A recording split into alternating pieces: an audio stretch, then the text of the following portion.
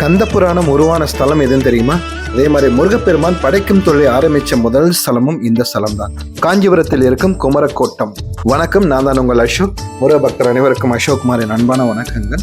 காஞ்சிபுரத்தில் இருக்க ஏகாம்பரேஸ்வரர் கோயிலுக்கும் வரதராஜ பெருமாள் கோயிலுக்கும் நடுவில் இருக்க தான் இந்த குமரக்கோட்டம். சுமார் ஒரு 2000 ஆண்டுகள் பழமையான இந்த கோயிலை பார்த்தீங்கன்னா முதல்ல பாண்டியர்கள் ஆரம்பிச்சிருக்காங்க. ஆனால் அவங்களால கட்டி முடிக்கப்படவில்லை. அதுக்கப்புறம் முதலாம் குலோத்துங்க சோழனால் கட்டி முடிக்கப்பட்டது. முருகப்பெருமான் முதல்ல படைக்கும் தொழிலை ஆரம்பித்த ஸ்தலமும் இந்த ஸ்தலம் தான். அதே மாதிரி 12ஆம் நூற்றாண்டு இந்த ஸ்தலத்துல தான் கந்த புராணம் இயற்றப்பட்டது. அந்த மாதிரி சிறப்பான ஸ்தலம். முருகப்பெருமானை பத்தி ஒரு குட்டி ஸ்டோரி பார்த்துக்கணுமா? இப்ப முருகப்பெருமானை பத்தி பேசும்போது எல்லாரும் சொல்ற விஷயம் என்னன்னா, முருகப்பெருமான் ஞானப்பழத்துக்காக கோச்சிக்கிட்டு பழனி மலை மேல நின்றதா சொல்லுவாங்க. உண்மையில அந்த விஷயம் உண்மை கிடையாது. முருகப்பெருமானு கொடுக்க வேண்டிய மரியாதையும் அங்கீகாரமும் பறிக்கப்பட்டதால் முருகப்பெருமான் கோச்சிக்கிட்டு நின்ன இடம் தான் திரு ஆவினன்குடி.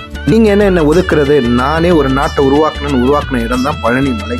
அந்த இடத்துல முதல் தேவை நீர். அதனால அவர் உருவாக்கிய முதல் நதி வையாபுரி நதி. இன்னைக்கும் பழனி மலை மேல நின்று பாத்தீங்கன்னா அந்த வையாபுரி நதி உங்களுக்கு கண்ணுக்கு தெரியும். அதே மாதிரி முருகப்பெருமான் அடுத்த என்ன பண்ணார்னா விவசாயத்தை முதல்ல ஆரம்பிச்சு வச்சதும் முருகப்பெருமான் தான். முருகப்பெருமான் தான் மனிதர்கள்லாம் ஒன்று சேர்த்து விவசாயத்தை உருவாக்கியார்.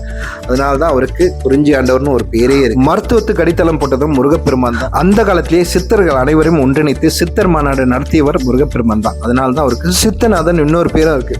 முருகப்பெருமான் என்ன பண்ணார்னா எல்லா சித்தரையும் ஒன்னா கூப்பிட்டு அவங்கள்ட்ட இருக்க மருத்துவ குறிப்பு எல்லாத்தையும் வாங்கி ஒரு சித்த மருத்துவத்தையே உருவாக்குனார். அதுக்கு தலையாய சித்தரை அகத்திய பெருமானை போட்டார். அதனாலதான் இன்னைக்கும் சித்தர்கள்ல தலையாய சித்தர் யாருன்னா அகத்திய பெருமானா இருக்காரு. அதே மாதிரி சித்த மருத்துவத்துக்கு மட்டும் ஒரு அடித்தளம் போடல, முதல் அறுவை சிகிச்சைக்கும் அடித்தளம் போட்டவர் முருகப்பெருமான் தான். தேரைய சித்தர்னு கேள்விப்பட்டிருப்பீங்க. அவர் தான் முதல்ல அறுவை சிகிச்சை பண்ணதும் அவர் தான்.